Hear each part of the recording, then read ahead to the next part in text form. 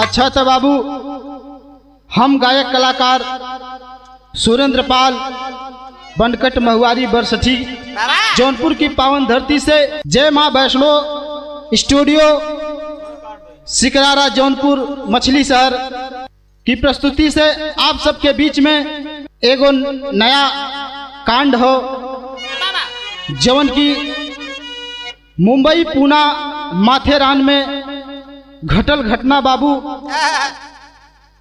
एगो बिटिया पूनम पाल के हत्या ओकरा पति के द्वारा कर दिहल गई। देखकर बाबू मन बहुत व्यथित है। कहना है भूमिका के भाव देकर आओ मास्टर।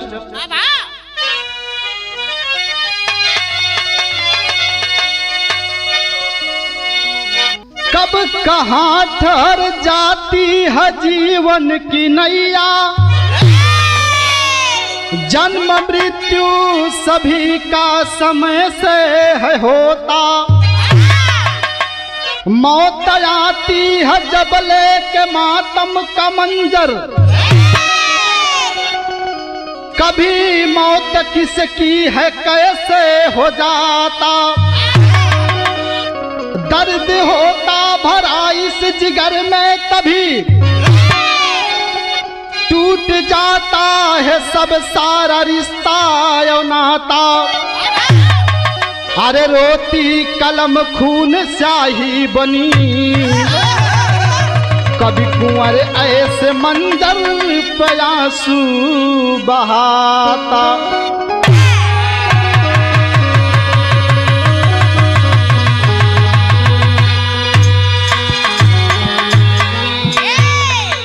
बाबू, समय कहां से कहां चला जात हो।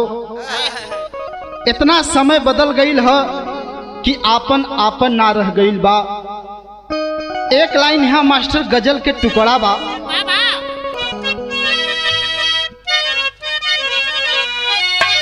वाह,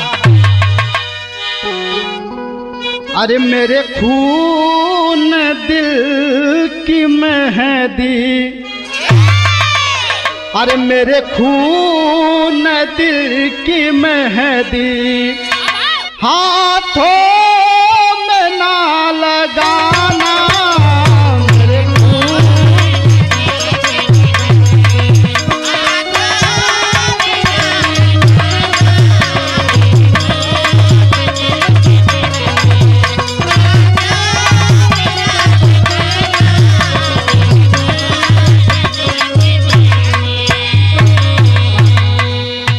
ओ मेरे खून दिल की मेहंदी, हाथों में ना लगाना। तो निकले मेरा जनाजा, ओ निकले मेरा जनाजा, सहना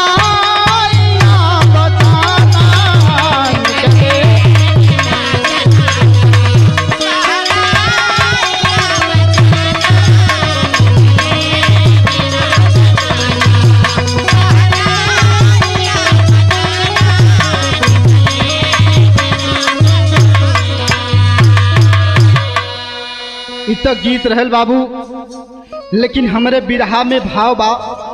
हमरे कवि जी कितनी अनमोल लाइन लिखले हुवन। कहना बा कि कहाँ सूतल विधाता, अरे कहाँ सूतल विधाता, तोहे कुछ ना बुझाता।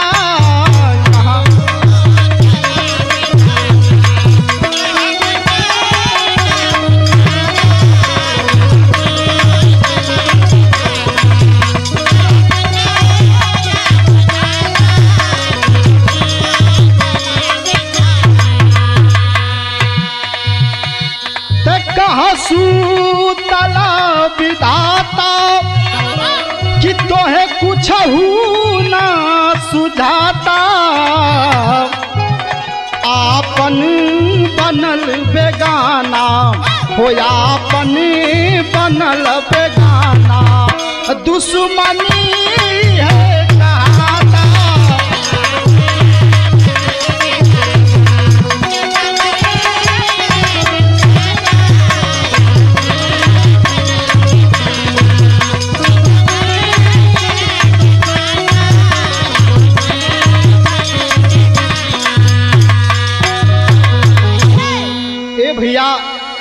पहले ही बतौली कि जमाना कहाँ से कहाँ पहुँच गई। आज अपने और पराये में कोनो अंतर ना बुझात बा, कब के कहाँ घात कर दई कुछ ना केहू के पता बा। लेकिन ए बाबू हमरे बिरहा के लाइन में बतावल गई ई केकर कहानी हो, कहाँ के कहानी हो, कैसन कहानी हो, इन नजम के लाइन में बतावे के पड़ल।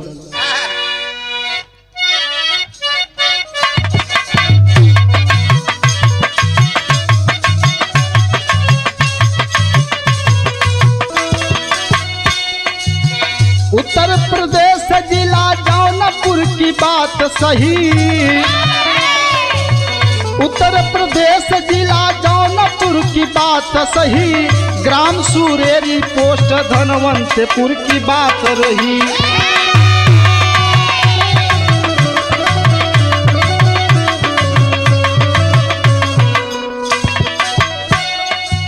रामबली पाली जो गरीबी में लाचार रहे,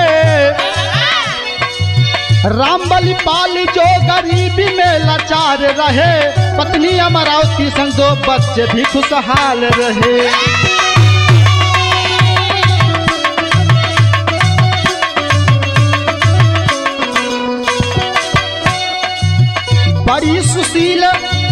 बड़ी सुशील सुंदर पूनम बिटिया प्यारी थी, बड़ी सुशील सुंदर पूनम बिटिया प्यारी थी, नर्सिंग का कोर्स करके प्रैक्टिस की तैयारी थी।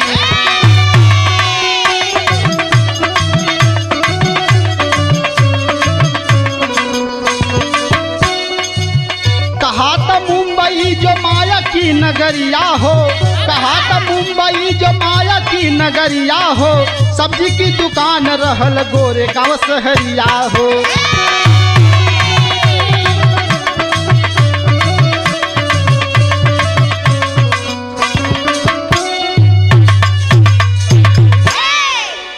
ए बाबू उत्तर प्रदेश के अंदर जौनपुर जिले में एगो गांव हो,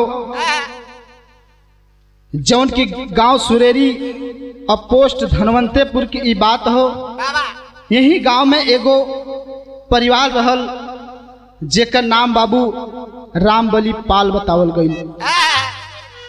साथे में उनकर पत्नी के नाम अमरावती देवी और 2 गो लड़का रहलन, एगो लड़की एगो लड़का।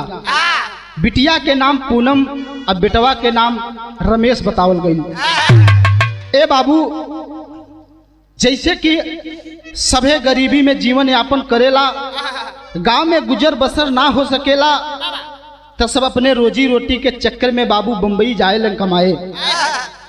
ऐसे ही बाबू रामबली पाल भी अपने जीवन के गाड़ी आगे बढ़ावत हुवन और गरीबी में जीवन ना कटल तो बाबू बम्बई गईलन।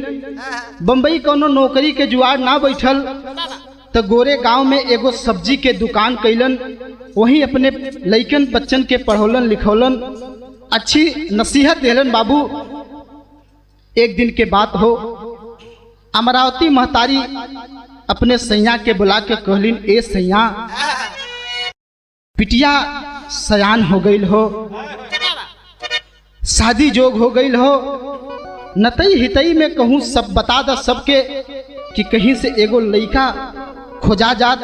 हमहन तो देश प्रदेश ही गांव देश में कम जान पहचान हो, नतई हितई में बता देब तो कहीं योग्य लड़का मिल जाई तो बाबू शादी ब्याह हो जाई।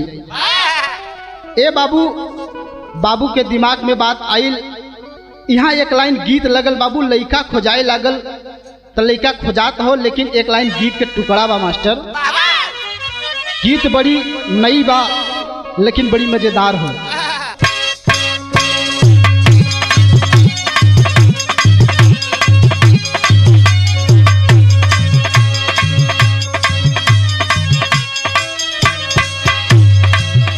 वाह मास्टर हमरे बड़ी बढ़िया लाइन दिलन।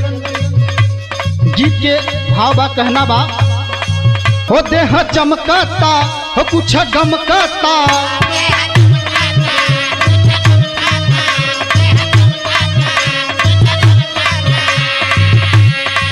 हो हो देह चमकता कि कुछ गमकता, हाई खुशबू से मुडू बमकता।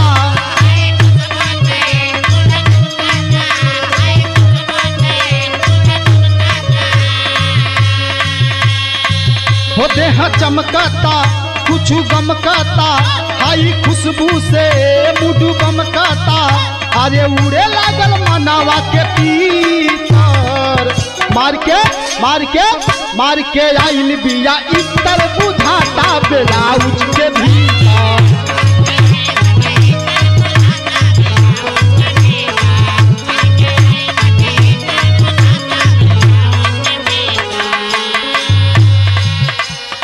इते बाबू गीत रहल, लेकिन एहर बाबू के फिकर बढ़ल बा कि बिटिया हमार सयान होत हो, शादी जोग हो गई बा, एकरा खातिर कहीं से लड़का खोजात हो। तो बाबूजी के परेशानी देख के बाबूजी अपन बतावत हुवन। देख उमरिया हो बढ़ल फिकरिया हो,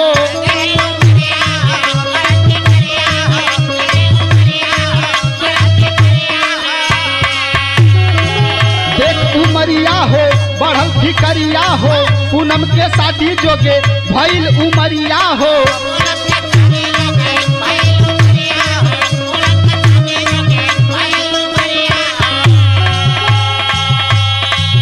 देख उमरिया हो बढ़ल फिकरिया हो, पूनम के शादी जोगे भइल उमरिया हो। अरे मिल गइल रिश्ता पवित्र, उठेला उठेला उठेला खुशी मन के भीतर, दुल्हा मिलन मकई के भीतर।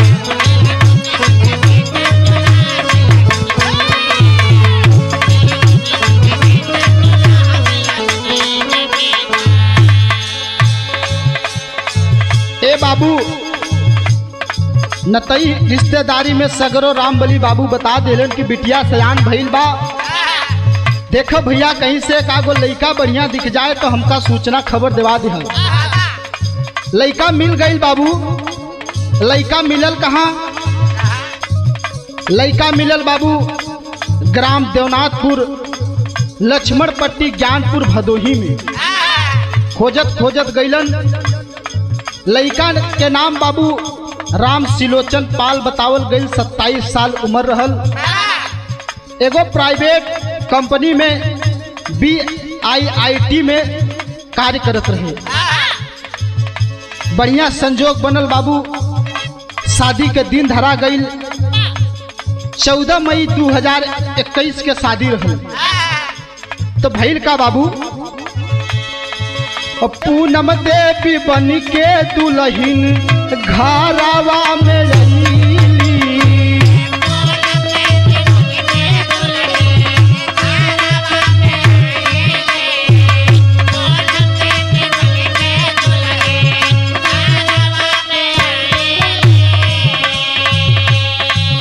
पूनम देवी बन के दुल्हन घरवा में रही। सास ससुर से प्यार ससुरा में पई।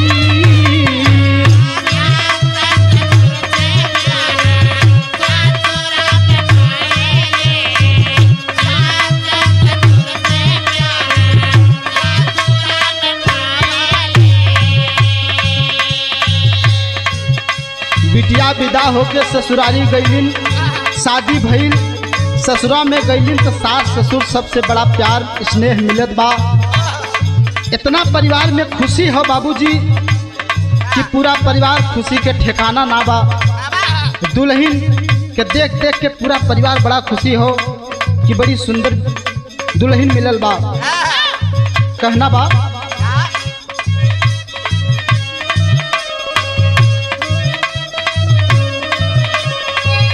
पूनम देवी बन के दुल्हन घरवा में गई।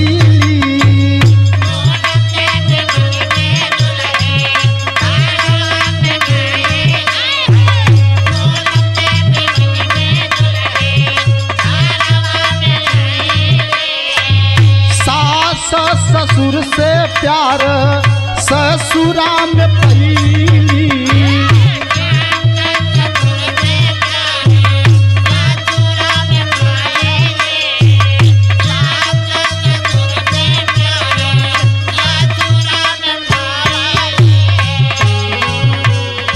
घूमे दुवरिया हो लचके कमरिया हो,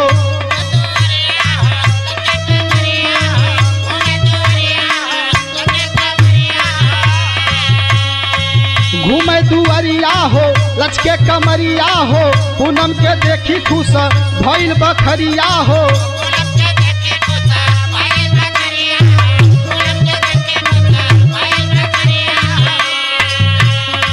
घूमे दुवरिया हो लचके कमरिया हो, पूनम के देखी खुश भइल बखरिया हो। अरे जुड़ गइल रिश्ता पवित्र, दुल्हीबा दुल्हीबा दुल्हीबा सब का से सुपर बहू आइल घरवा के भीतर।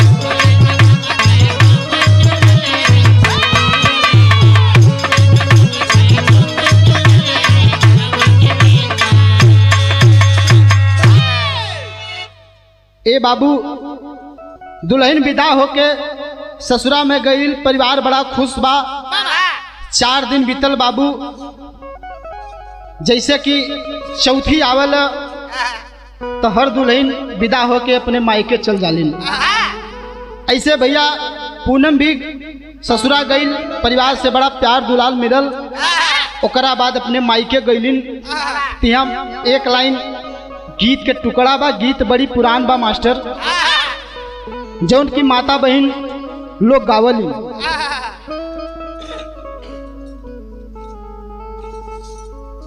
शादी ब्याह के समय रहेला तो माई का प्यार माई हो ही जाने ली बाबू। तो महतारी अपने बिटिया के खातिर एगो गीत गावली। का गावली?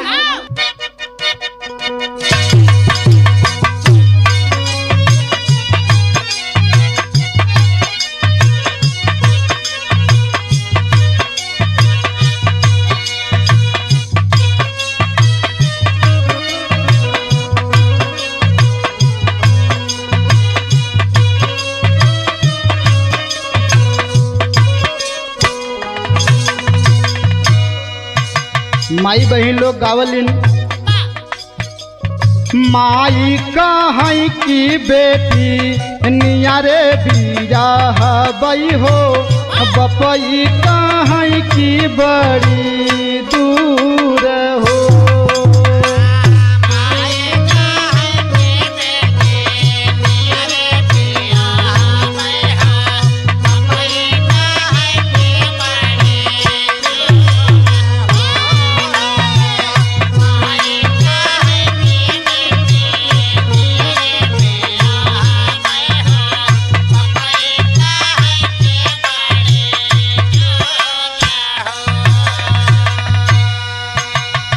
दिया के बाबू तैसा बदल के गावलिन।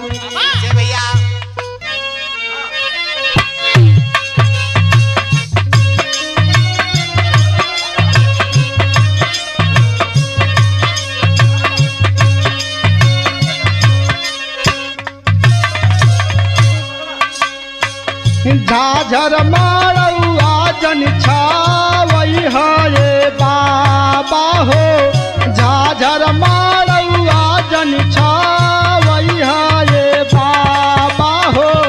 लगी है सूरजावा का घाम हो।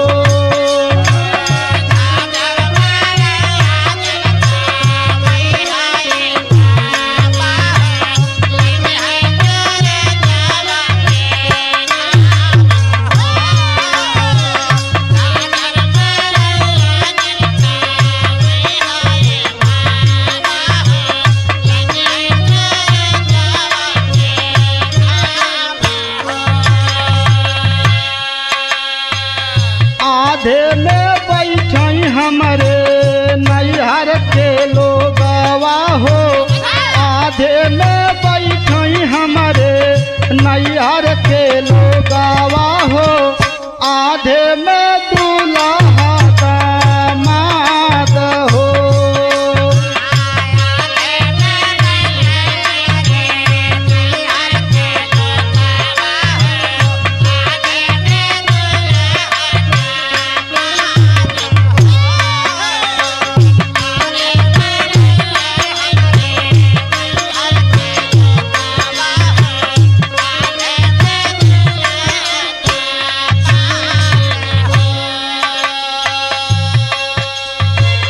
हे बाबू, जब पूनम बेटी विदा होकर के अपने मायके गईलिन तो वहाँ से उनके पिताजी लिवा के बम्बई चल गईलन, जहाँ की उनकर कर्म भूमि हो बाबू। वहाँ गईलन तब भाव में कहना बा, पूनम जब आई गईली मायके भावानावा हो, पूनम जब आई गईली मायके भावानावा हो, बॉम्बे का कईन पायान हो।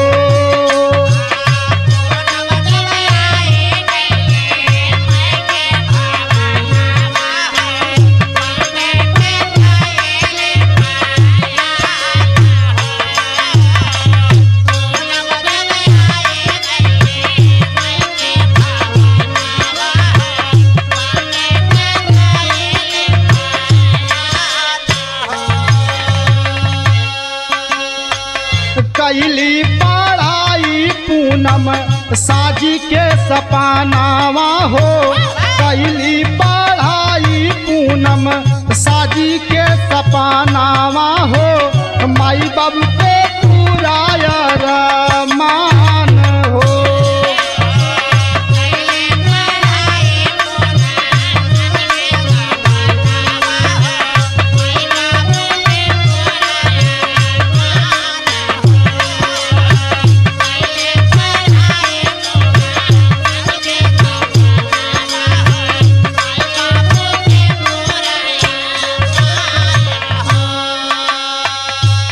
ए बाबू, पूनम बम्बई आ गईलिन, अपने काम में लग गईलिन। बिटिया पढ़े जाए, अपना नर्सिंग का कोर्स करके प्रैक्टिस करे जात रही एगो प्राइवेट अस्पताल में बाबू, जाके प्रैक्टिस करत हो। अब पिताजी के हर सब्जी के दुकान हो, दुकानदारी चलत बा। लेकिन ए बाबू, यही से एगो घटना घटल। का घटल बाबू? गोरेगांव में पिताजी के सब्जी के दुकानिया हो, पानावल में राम सिलोचन रचल कहानिया हो। मिल खातिर पूनम को बुलायत ही छानावा हो, मिल खातिर पूनम को बुलायत ही छानावा हो, घटिया लगाई बड़ी मान हो।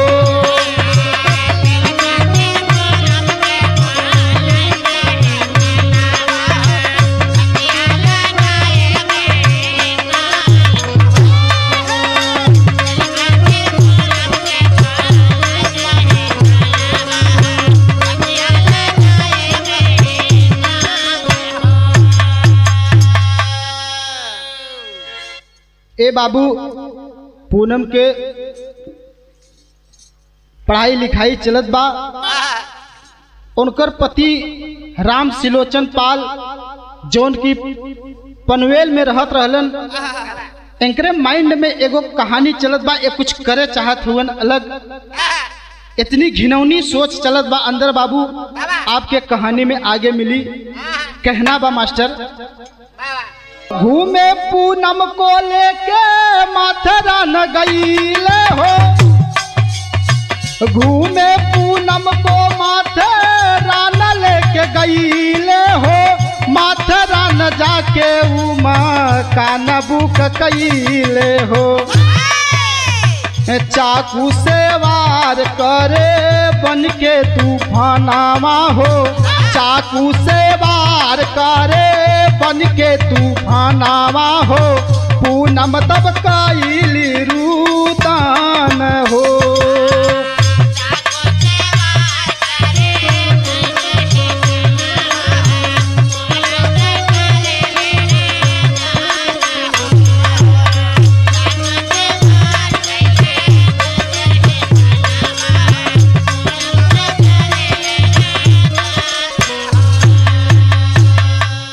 ए बाबू, राम सिलोचन पाल जवन की पूनम के पति रहलन, प्लान बनाया माथेरान में पूनम को मिलने के लिए बुलाता है। अब बुला के बाबू वहीं वारदात को अंजाम देने की कोशिश करता है। पहले तो दोनों प्रेम प्रपंच में रहलन। पूनम के का पता कि हमरे पीछे का होत हो बाबू। प्रेम प्रेम में ही जब चक्कू निकाल करके बाबू पूनम के गले पे राम सिलोचन रख देता है बाबू। ए बाबू तब तक तो पूनम सोचत हो कि हमरे सैया मजाक करत हुवन। अवाक!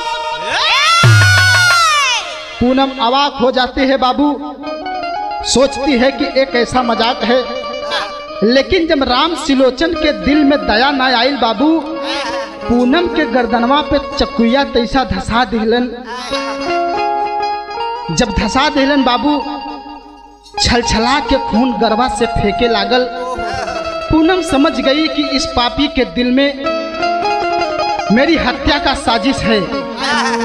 तब पूनम अपने राम सिलोचन पति से रो करके एगो बात कहलिन बाबू। का कहलिन?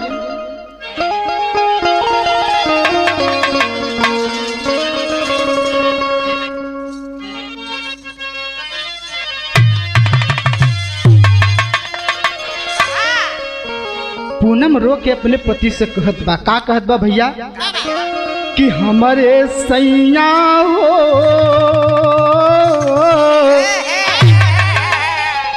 कि हमारे सैया हो, अरे कवन करनावा भैला दिल के कठोर। हमारे सैया हो,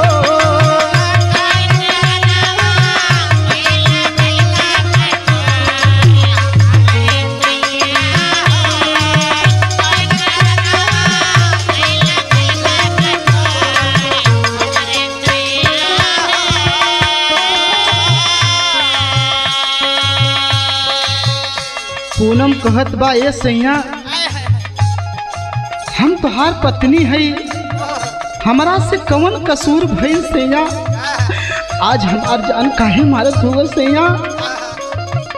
हमरा के कहला कि हम तोहरा साथे 7 जन्म बिताई, कि तू का करत हुआ? तब पूनम रो के एक बात और कहले बा। का कहले बा बाबू? 7 जन्म ले साथ निभाइब, 7 जन्म ले साथ निभाइब, इहे वादा कैला हो।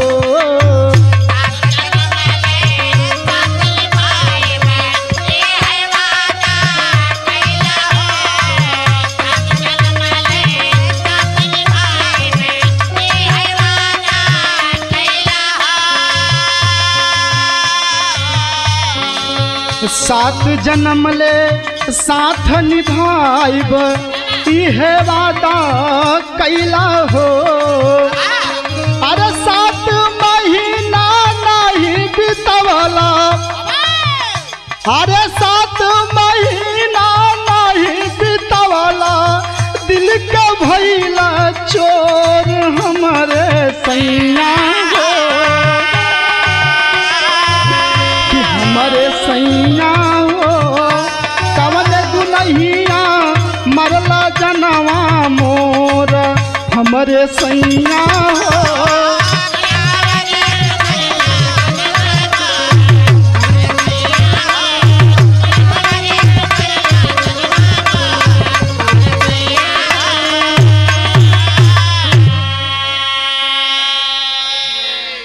ए बाबू उस कसाई के दिल में दया नाम की कोई चीज ही नहीं है बाबू।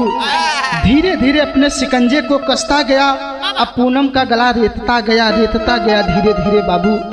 अंत में नतीजा निकलल का बाबू, तेरी के भाव में कहना बा। अरे पत्नी का पति कसाई बन गया, अरे पत्नी का पति कसाई हो, तो पत्नी का पति कसाई बन गया। अरे पवित्र रिश्ता में दिहलस क्षण में आग लगाई हो, लगाई हो।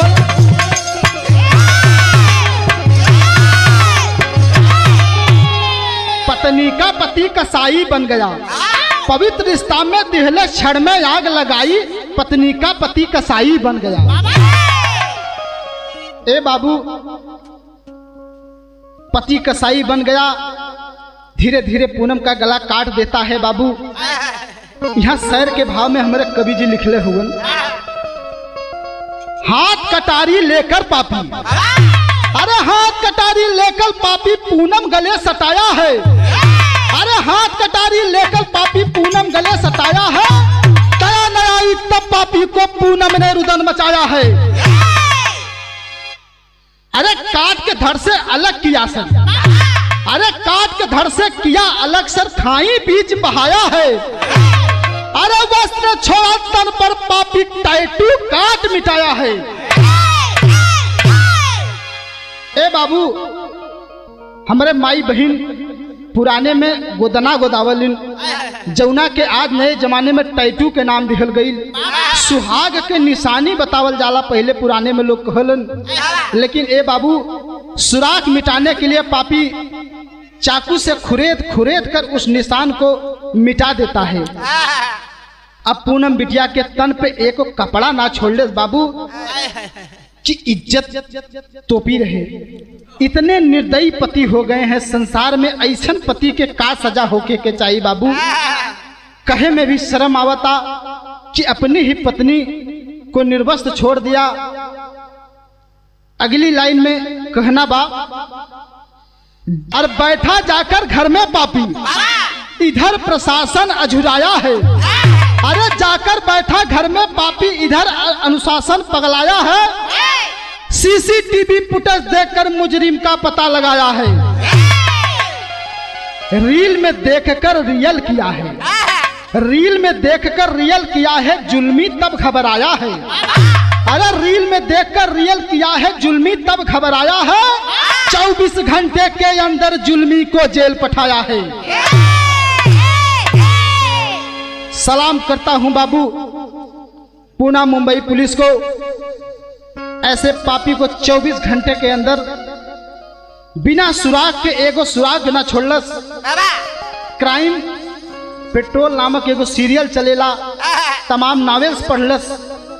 पहले ही सी दिमाग में जब कोनो प्लानिंग हो तो प्लानिंग कर करके एक एक चीज को देख करके ऐसी वारदात दिया बाबू कि मैं पकड़ा नहीं जाऊंगा, निश्चिंत होकर जाकर के घर में बैठ जाता है कि मैंने तो इतनी सफाई से काम किया है, मुझे कौन क्या पकड़ेगा। हर जोन मुड़िया कटरे लहर बाबू, वो मुड़िया ले जा करके थैला में भर के जाके खाई में फेंक दिया। बचल का तन पे एगो कपड़ा नाबा, टैटू निशानी रहल मिटा देलस, सर काट कर ले जाकर खाई में फेंक देता है। सोचलस कि हमके के पकड़ी, हम तो सारा सुराग मिटा देले बानी, और जाकर के घर में निश्चिंत होकर खाना पीना खाकर बाबू सो रहा है। इधर पहपट में कहे के पड़ल,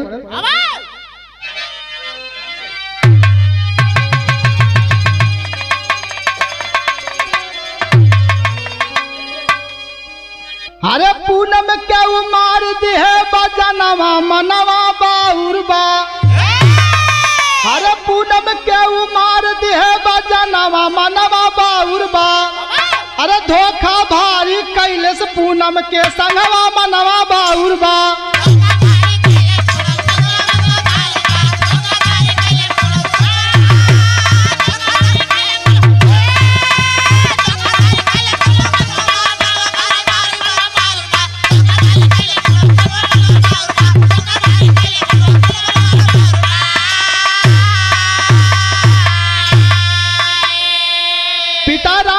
पाल के अरे बोलियो न आई हो, औआ के पिताजी लाश के ऊपर चादर दिए ओढ़ाई हो, अरे बेटी कैसे हम देबई कफनवा मनवा बाउरबा, अरे बेटी कैसे हम देबई कफनवा मनवा बाउरबा, लाश के पास में बैठे करे रुदनवा मनवा बाउरबा।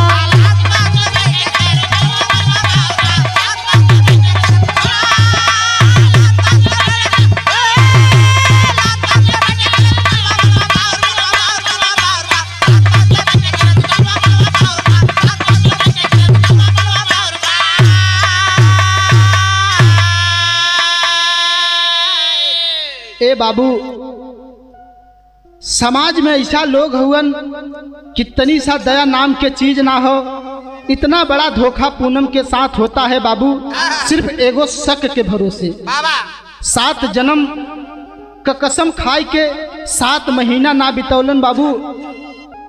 पहले ही बतौली भैया कि शादी 14 मई के रहल। आई वारदात कब के हो बाबू? 11 तारीख 12वां महीना यानी दिसंबर 2021। 7 महीना ना बीतल बाबू, 7 जन्म के रिश्ता पल भर में टूट गया, सिर्फ एक शक के भरोसे।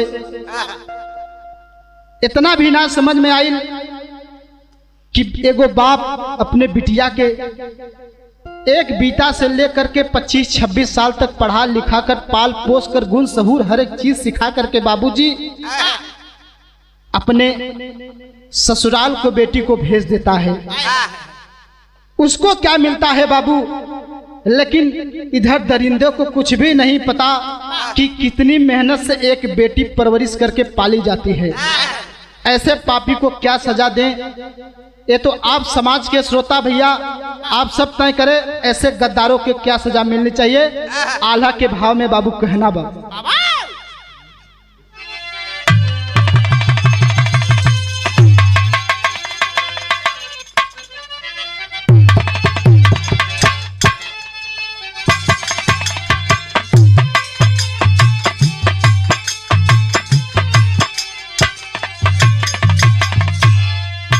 हमारे कवि जी बाबू आल्हा में लिखलन, जब पूनम बिटिया के हत्या हो जाती है तो परिवार के दशा का हो बाबू। अरे कोटी जाला पंख, अरे कटी जाला पंख जैसे तड़पे चिड़ैया बाबू। भारी नहीं पावे लाग जाना में उड़ा।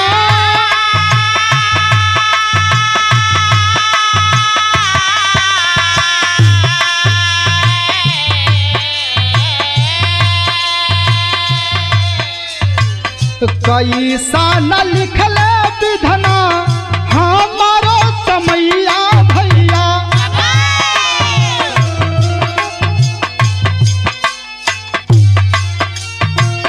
खेलत खात घर में दिलस लगिया हो लगा।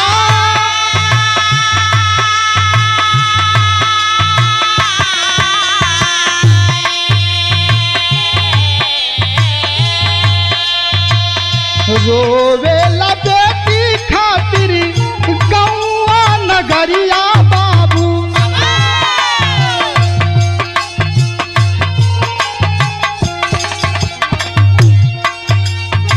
कैसे के हम लेके जाई बेटी असमता।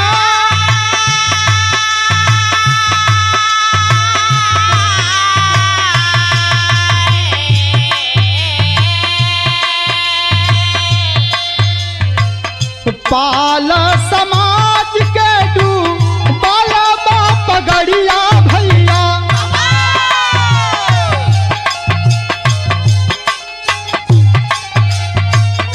ऐसन बात जग में नहीं पई है सम्मान।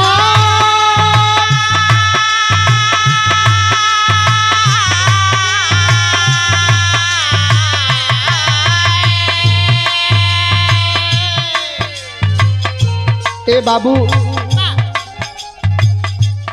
पाल समाज के कुछ संगठनों द्वारा मृतक पूनम बिटिया को घर जाकर के श्रद्धांजलि के रूप में उनके पिता को धीरज बंधाते हैं और आश्वासन देते हैं कि कानून प्रशासन द्वारा हमसे जो हो सकेगा हम मदद करेंगे और अपराधी को कठिन से कठिन सजा दिलाएंगे। सेफर टाइगर फोर्स इंडिया, पाल सेवा संघ, आदर्श समाज, राष्ट्रीय धनगर महासभा, पाल सेवा संस्था, आदर्श पाल समाज, इन सबके द्वारा विशेष आभार में सेफर टाइगर्स फोर्स इंडिया राष्ट्रीय अध्यक्ष माननीय श्री शेफर धामुपाल, पाल सेवा संघ के राष्ट्रीय अध्यक्ष माननीय श्री राजेंद्र प्रसाद, मुंबई समन्वय समिति मार्गदर्शक राम लखन पाल, राजेश पाल, मंडल अध्यक्ष प्रयागराज राजकुमार पाल, मुंबई अध्यक्ष संगीता पाल, महिला मोर्चा के राष्ट्रीय महासचिव, इन सब के द्वारा मृतक के घर जाकर के सांत्वना दिया गया। श्रद्धांजलि के रूप में उसके कातिल को उचित से उचित सजा दी जाएगी। जितनी भी कठिन सजा दी जाएगी ये कम होगा, क्योंकि बड़ी ही घिनौनी वारदात राम सिलोचन पाल द्वारा किया गया है। समाज में एक क्षम्य अपराध नहीं है। सदर के लाइन में कहना बा,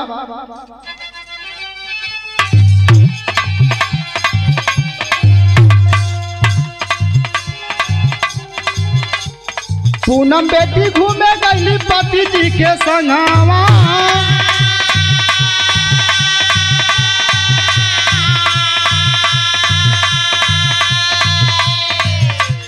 पता लगा के पुलिस भेदावा बता,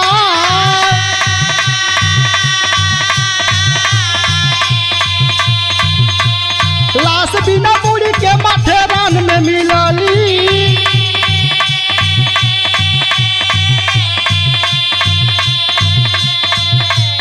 अरे अखिया के देख बाबू गिरे बहरा,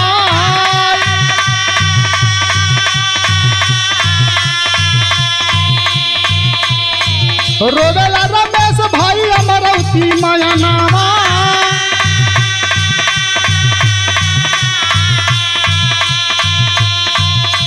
लसिया पे गिर के रहे असुआ बहार,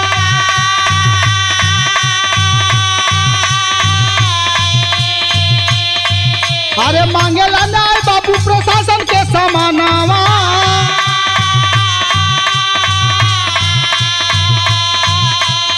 अरे पति बाबू शासन द सजैया हो कराए,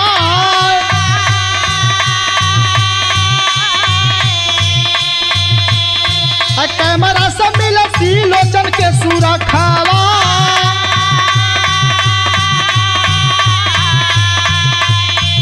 क्राइम बांध सिलोचन के तबलिया है उठाए, अरे लेके सिलोचन के, अरे लेके सिलोचन के तब गईले जेल खनवा, और दिया अपने मुंह से सारी बतिया बताई भला,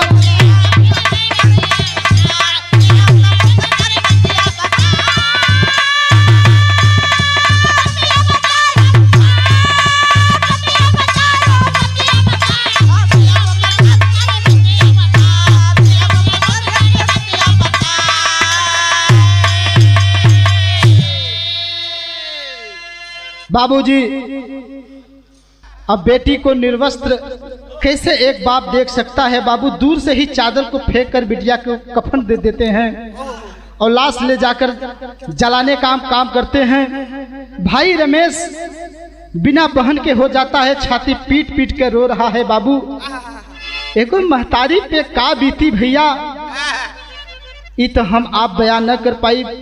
माई के कलेजा हो, पहले ही बतौली भैया कि जे एक बीता लड़का के पाल पोस के 20-25 साल के बना दिहलस, वो महतारी अपने लड़का के मरल लाश देख करके ओकरा ऊपर का बीती बाबू, वो बिना सर के लाश देखलस बाबू, करेजवा फाट गई। ए भैया मैं सलाम करता हूँ मुंबई पुलिस, पुणे पुलिस को, जिन्होंने सीसीटीवी फुटेज के माध्यम से एक एक कड़ी को जोड़ते हुए पापी तक पहुंचे और पापी को गिरफ्तार किए हैं। खड़ी में कहना बा,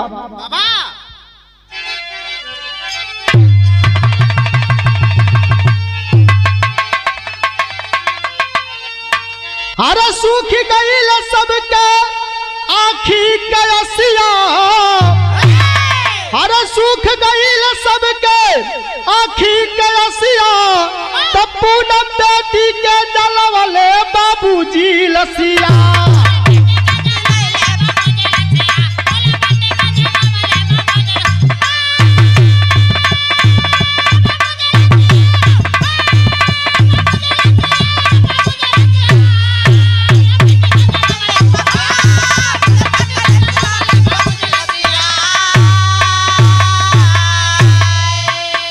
सीताराम बलिपाल कैल अग्निदान हो, केस भैल मुंबई में जाय श्रीमान हो। अरे पूनम के कब न्याय मिली, अरे पूनम के कब न्याय मिली बसंता नसिया। अरे पूनम बेटी के जलवले बाबूजी लसिया। कबले जियत रही है देश में दुशासन, और दहेज प्रथा के खत्म कब करी ई प्रशासन। अरे अपने ही घर में, अरे अपने ही घर में खुद लगवले अगिया। तो पूनम बेटी के जलवले बाबूजी लसिया।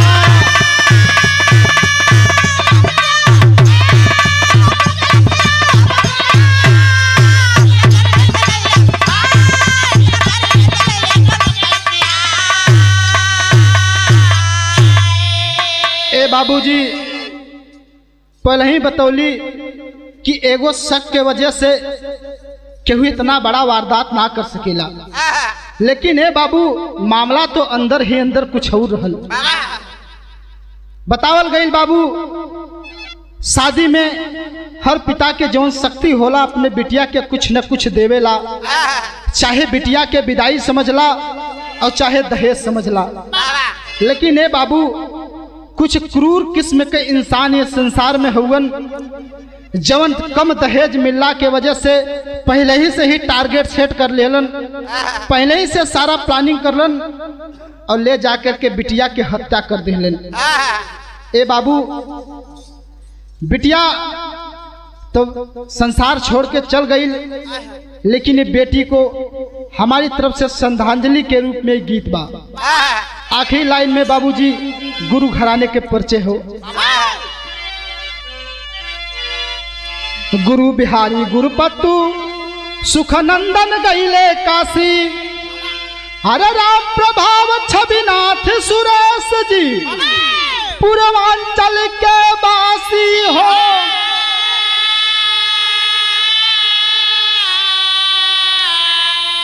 तो पत्नी का पति कसाई बन गया, तो सुरेंद्र कुंवर कभी कहे दहेज प्रथा हटाई। पत्नी का पति कसाई बन गया।